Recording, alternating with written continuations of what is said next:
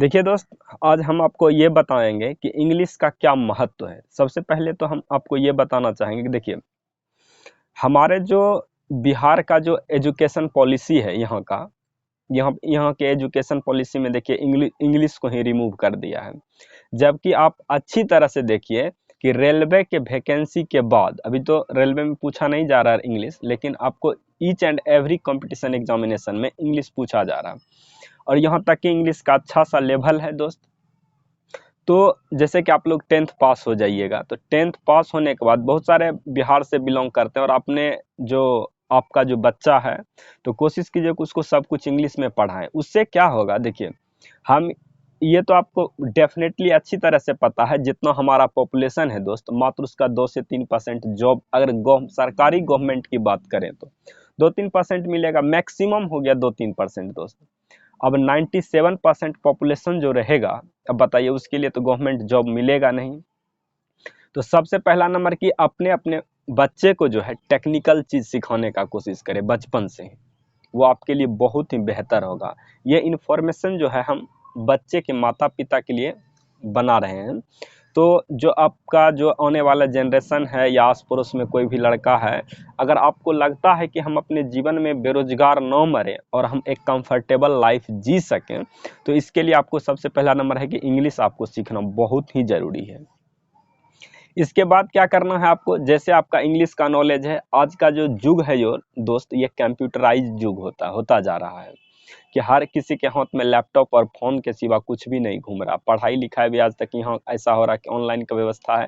अगर आपको टेक्निकल अगर नॉलेज नहीं रहेगा तो आप ऐसे भी बेरोजगार मरिएगा, इसमें कोई दो राय नहीं। देखिए, आज जो हमारे राज्य, हम बिहार की बात करते हैं, हम भी बिहार से बिलोंग करते हैं, तो ये बिहार का क्या पॉलिसी है, यहाँ का जितना भी बहुत सारा बंदा है, जिसका कि हम विलेजर साइड की बात कर रहे हैं दोस्त, कि मतलब अगर उसके पास नॉलेज है भी इंग्लिश का, but he is not able to speak in English.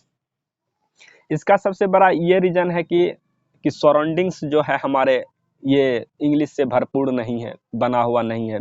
Maximum people जो है इंग्लिश में, हिंदी में टॉक करते हैं। यहाँ तक कि आपका अंगिका भाषा होगा, जो मैथिली कोई बोलता है, बहुत सारा जो भोजपुरी बोलता है, तो नंबर ऑफ लैंग्वेजेज एग्जिस्ट करता है यहाँ पे, समझे।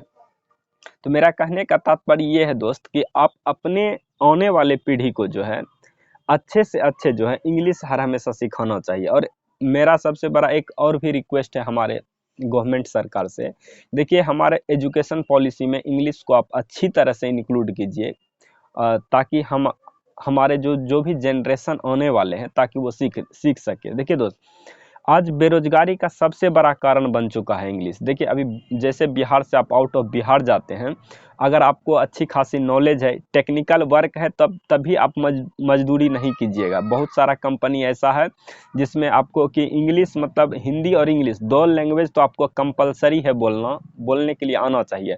अगर आप हिंदी नहीं भी जानते हैं तो काम चलेगा, लेकिन इंग्लिश आपको आना चाहिए, तभी आपको कंपनी में रखेगा।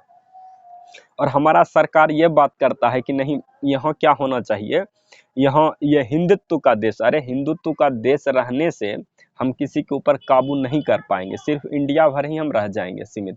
अगर हम अपने आप को अगर ये बढ़ाना चाहते हैं कि हम हर एक कहीं भी जा कर के आउट ऑफ कंट्री, अगर हम बात करें कि हम अपने देश से बाहर जाके काम कर सकते हैं, वो आपको कहीं भी जो है आपको हिंदी में नहीं मिलने वाला काम है।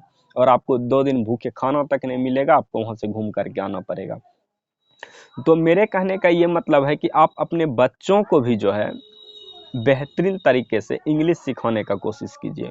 उसको हो सके तो इंग्लिश मीडियम, देखिए इंग्लिश मीडियम थोड़ा स्कूल कॉस्टली पड़ रहा है, ये सही है, लेकिन अगर उसको आप 10 साल तक भी पढ़ा देते हैं ना, ज़्यादा नहीं, मैक्सिमम 10 साल तक, तो बच्चा बहुत कुछ सीख लेगा, एकदम डेफिनेटली बहुत कुछ सीख लेगा। और सीखने के बाद क्या करेगा, जब उसके अंदर टैलेंट हो जाएगा तो वो पार्ट टाइम जॉब भी करके बहुत कुछ कर सकता है।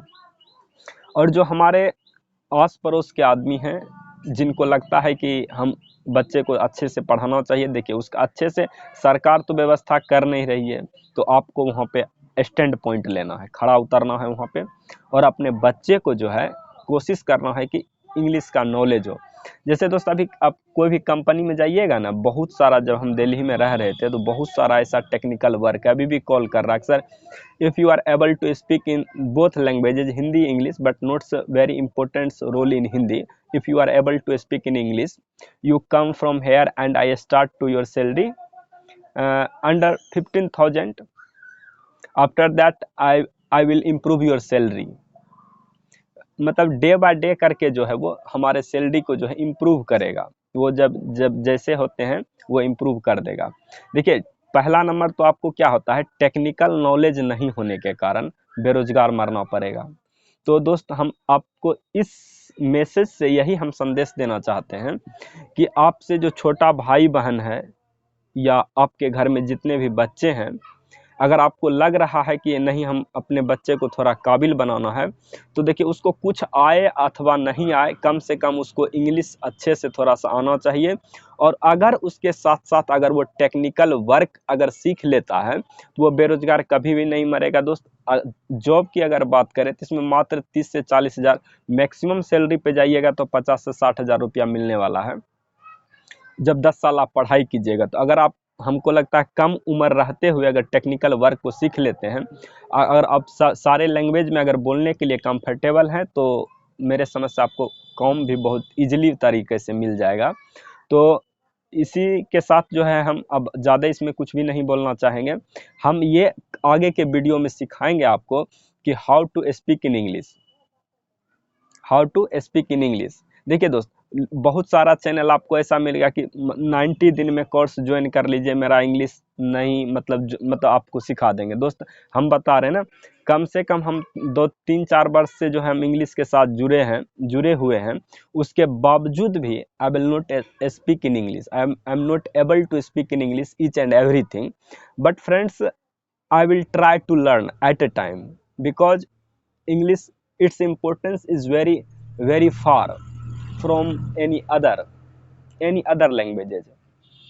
So friends, you will also try to learn, and I hope you appreciate my video, and you also like and follow and you subscribe my YouTube channel.